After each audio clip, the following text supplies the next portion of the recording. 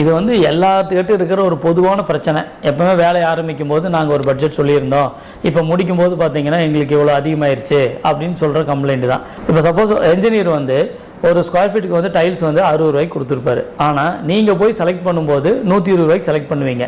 அதே மாதிரி bathroom fitting select பண்ணும்போது இதே மாதிரி என்ஜினியர் ஒரு ஸ்பெக் கொடுத்துருப்பாரு, நீங்கள் செலக்ட் பண்ணுறது ஒரு அடுத்த கிரேட் செலக்ட் பண்ணுவீங்க.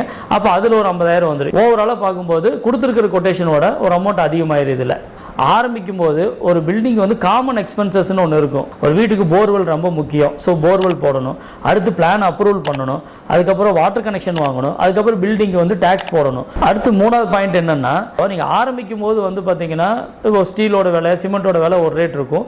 ஸோ முடியும் போது 8 மாதம் கழிச்சு பார்த்தீங்கன்னா அது விலை ஏறி இருக்கும். ஸோ இந்த கூடுதல் விலை ஏற்றத்தினாலையும் கூட உங்களுக்கு இன்னொரு எக்ஸஸான அமௌண்ட் உங்களுக்கு வரலாம். பட்ஜெட் வந்து கிளைண்ட் நினைச்சதை விட அதிகமாக ஆகிற காரணம் இந்த 3 தான்.